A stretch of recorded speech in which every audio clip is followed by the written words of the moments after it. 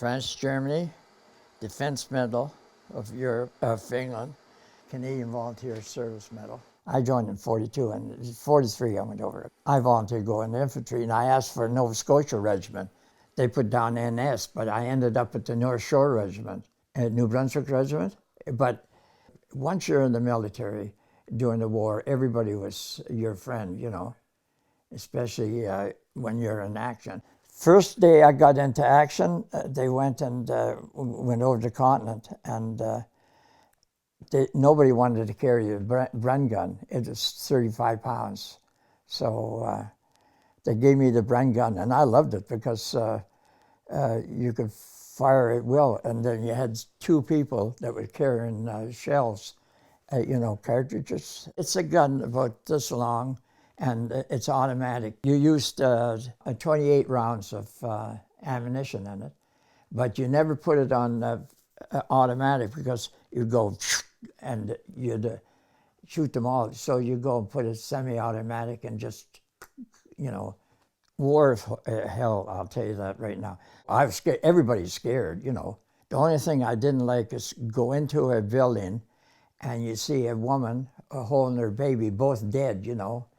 And that really, and then going through fields and that, and the cows are on its back, dead, killed, you know, from the shells and all that.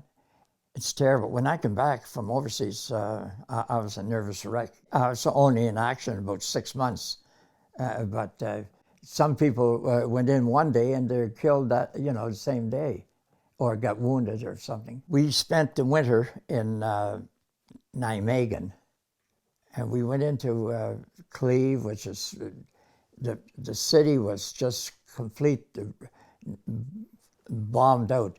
And then from there, we went into the Rickwall Forest. After Rickwall Forest, went into Capellen, and then from there, we crossed the Rhine River. And then when we went up along the Rhine River into Germany, we came back into Holland and Zutphen. That's one of the biggest battles we had. Rickwall Forest was big, but Zutphen was really big. We lost a lot of people in Zutphen. When you're going through, we might come to a small little village or something, and we get go into the house, and then we go and dig flint trenches out in front, and then we take turns who's going to do guard duty. Well, going along the dike, going into Zutphen, I had a small pack on my back, and when we got to the bridge that was blowing up, they started shelling us with airbursts, like the shells will end up about maybe 50, 100 feet above the ground, and the shrapnel would, and we'd be underneath the girdles. We'd get underneath there, and then after we were under that, and they stopped shelling us because our own artillery started bombing them. I took my pack off, a small pack off, and here I saw 3 bullet holes, 2 or 3, I'm not sure. It's at least 2, maybe 3. And boy, oh boy, don't think that I wasn't scared then, You start off in the morning. At nighttime, you'd stay there, and although you'd counterattack, like they'd go and they'd send 1 or 2 or 3 bodies, Canadians, into German occupied land, and they did the same thing. The Germans sent patrols into our part of the world, like where we're at, and to find out what we had and everything else, if we had tanks or how much we had.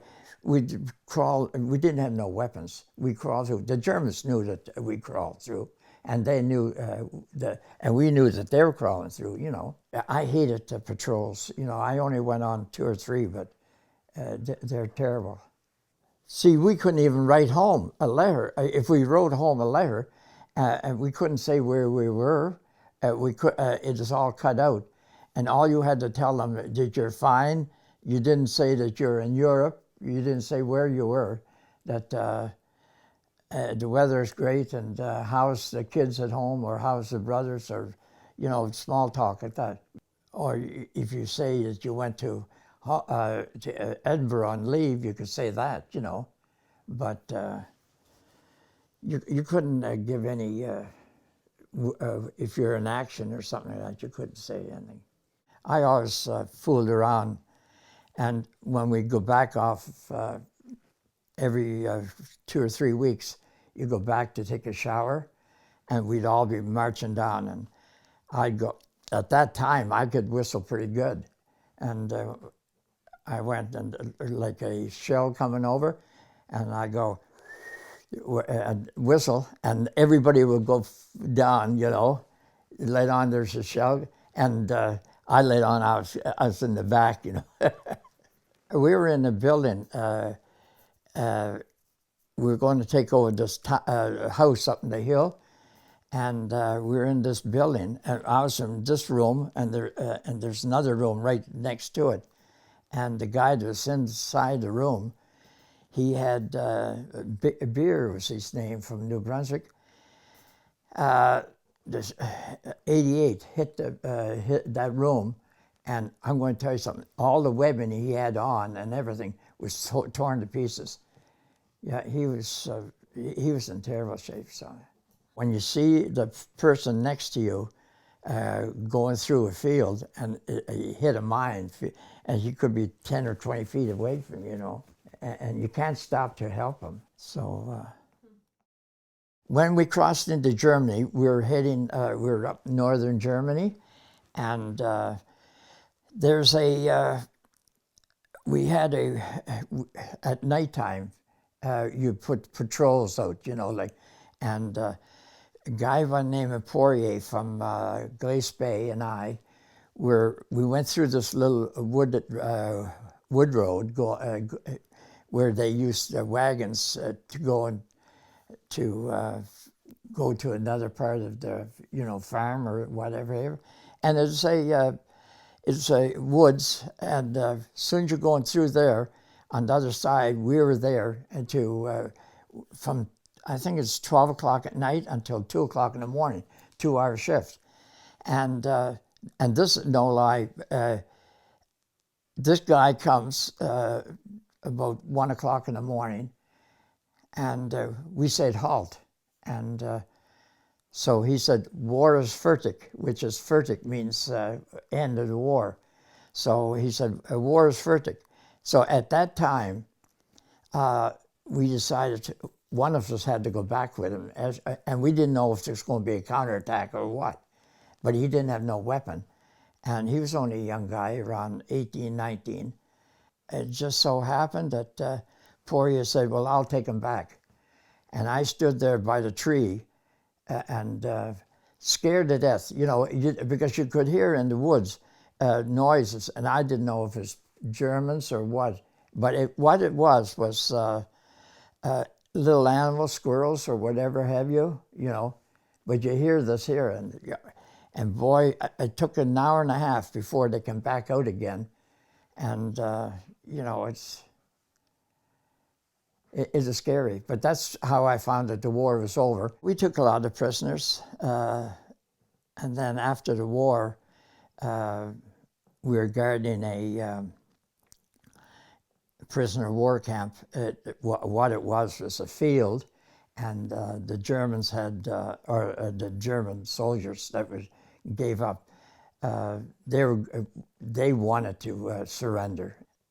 We thought that they could try to break out, and but they didn't have no weapons. We weren't supposed to be afraid of them, But I didn't like it, so I volunteered to go to the Far East, and I got as far as Edinburgh, Scotland, and happened to be that around 11, 12 o'clock at night, and there's about 8 of us in the room, and we heard the screaming and yelling outside.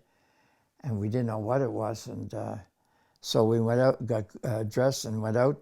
And here they said that VJ Day, the war in Japan was over. So we all went out to celebrate, downtown. Oh yeah, you'll never forget. But I never talked about it. Nobody talks about it, you know.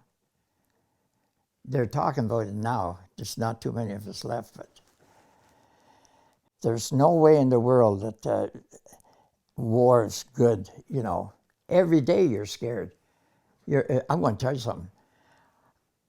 I bet you every day I prayed maybe about more so than any priest or minister. You know, I thank God that I got through it.